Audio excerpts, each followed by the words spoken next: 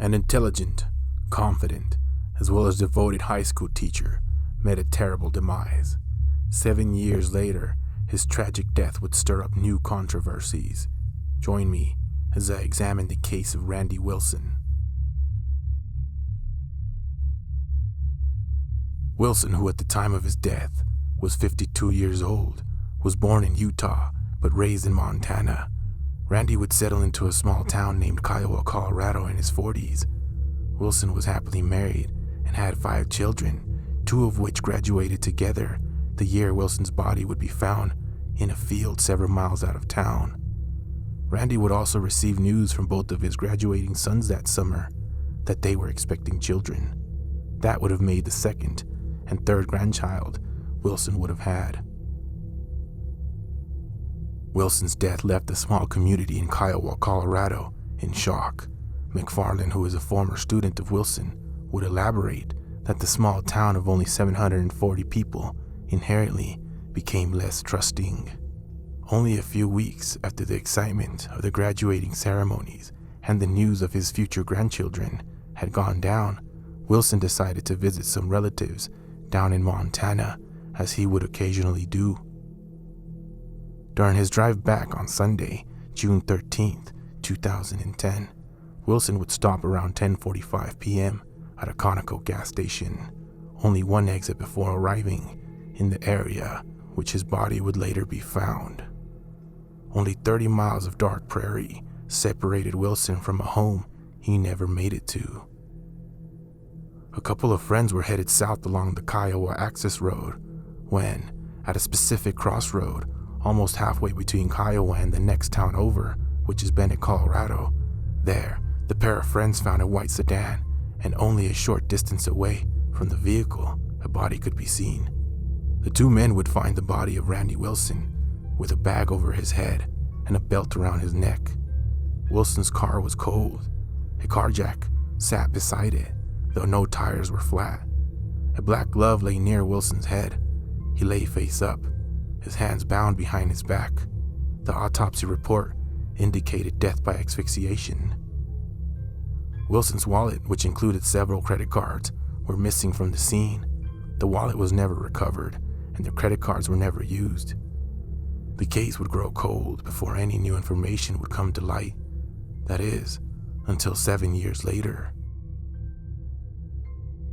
Dan Pesh first reached out to the Elbert County Sheriff's Office in June 2017. He testified to Sheriff Shane Heap over a Facebook message asking to confess to a burglary. Pesh went on to meet with the investigators twice, and though the time frame Dan would give for the robbery surpassed the statute of limitations on burglary, investigators' interests were piqued by the actual date of the offense, which was June 2010, the month of Wilson's death. Things would only get stranger from there. On August 3rd, when Elbert County investigator Chris Dennis received a late-night text from Dan Pesh reading, "I think I killed Randall. Not sure." The text was immediately followed by another reading, "Sorry, wrong person. That's an inside joke." In a meeting on August 9, Dan began to unfold a new narrative. He said he was driving along the Bennett, Kiowa road late at night in June 2010 and stopped when he got a flat tire. He said his car jack was not working. Then 2 men in a sedan stopped and helped him change his tire. Then Pesh left. He never mentioned a murder, Dennis said. He said he was drinking and was afraid someone would call the police on him. Dennis asked about the late-night text message. Dan called it an inside joke, which he had with an old co-worker, though the co-worker later said she had no idea what Pesh was talking about. Investigators collected DNA samples from Dan Pesh and began working to compare it to the DNA evidence in the case. Investigators interviewed Pesh's wife, who said her husband had never mentioned being part of any crime. She said Pesh's biological mother may have suffered from schizophrenia. It's hard to know for sure, as Dan was adopted. She would elaborate that Pesh had recently suffered a concussion. Dan Pesh told investigators he was taking Adderall as well as other psychiatric medications. Dan Pesh's online footprints give us some clues to his life. His LinkedIn profile says he earned a bachelor's degree in legal studies from the University of Central Florida around 2006. The profile says he worked as an assistant property manager for Vail Resorts in Keystone from October 2007 to November 2010, which would include the time of Wilson's death. After that, the profile says he held a handful of restaurant jobs in Breckenridge. The profile's last entry says Pesh had moved to Denver and started a job at a restaurant at Dry Creek Road and I-25 on May 2017. A search of Pesh's criminal record revealed a handful more details. Pesh obtained a flurry of traffic tickets, all in either Idaho Springs, Summit County, or Breckenridge around the same time of Wilson's death. In November 2016, Breckenridge police charged him with felony possession of ID documents for multiple people, possession of an illegal weapon, and speeding. All the charges were dismissed on February 2017, though. Records show Pesh was evicted twice, once the winter after Wilson died, and again in September 2017, 3 months before his arrest. Dan's final online footprint comes from December 2017, the month he was arrested. He spent much of the week preceding his arrest selling numerous children's toys and pieces of furniture on a Littleton community Facebook page, posting new items nearly every day. Moving boxes can be seen in the background. But his confession never matched any physical evidence in the case. His DNA is nowhere to be found at the scene of the crime, and a logbook places him halfway across Colorado on the day of Wilson's death. That's according to testimony from investigators and the suspect's father. Dan Pesh's attorneys say their client got crucial details wrong. An autopsy report showed no evidence that Wilson was ever knocked unconscious. Dan also made no mention of the duct tape used to cover Wilson's mouth beneath the bag, and Wilson's hands were bound by 3 zip ties, one around each wrist and a third through his belt loop, not duct tape. Further, they argue Wilson was the only major contributor of the DNA on every piece of evidence, and tests have not identified Pesh's DNA on any items.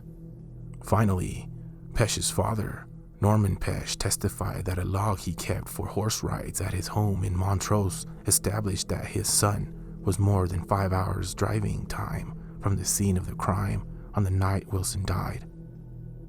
Dan Pesh was soon behind bars, but later told a reporter for Colorado Community Media that he made up the confession because he had an active imagination and was going through a suicidal period in his life. Elbert County Judge Gary Kramer would later grant a motion by prosecutors to dismiss the murder case. Senior Deputy District Attorney Chris Wilcox acknowledged that besides the confession, there was no corroborating evidence, no DNA, no motive, no physical evidence, nothing to suggest Dan had ever even been in Elbert County before his so-called confession to investigators. Prosecutors admitted in court that Pesh has a history of mental health issues and asked the judge to ensure he received treatment if released on bond. Pesh remains in custody on a $10,000 bond because he still faces a charge of attempted escape. On December 18, 2017, the day of his so-called confession, Pesh was being walked without handcuffs to the Elbert County Jail by Sheriff Heap and another deputy when Dan had tried to run away through a parking lot.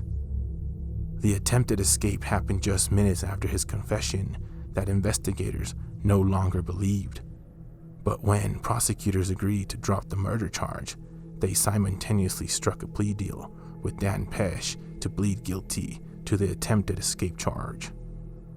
He faces 1 to 4 years on the count, but it is possible he may face no additional time than what he has already sat in jail on the now dismissed murder case, which sums up to over a year.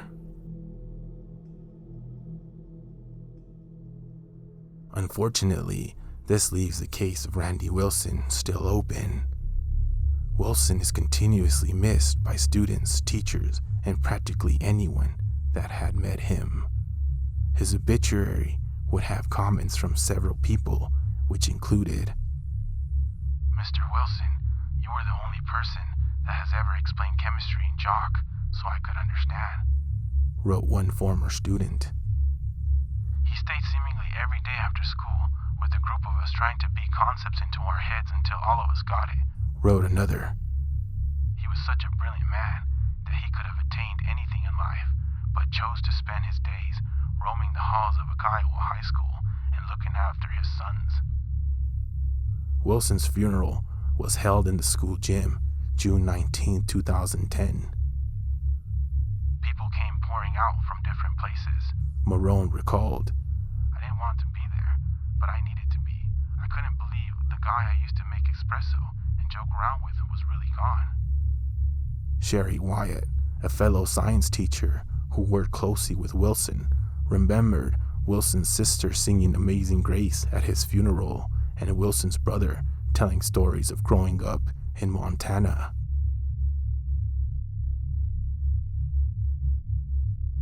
An extremely tragic death of a devoted father, educator, friend, and all-around good person was brought back up to light 7 years later, only to fall victim of one person's delusions. No one knows for sure why Dan Pesh would go on to do what he did. It only leaves more unanswered questions surrounding the mysterious murder of Randy Wilson. That's it for this one. Stay safe and vigilant out there. And if you feel like supporting me, Abiotic, do so by liking, commenting, and subscribing.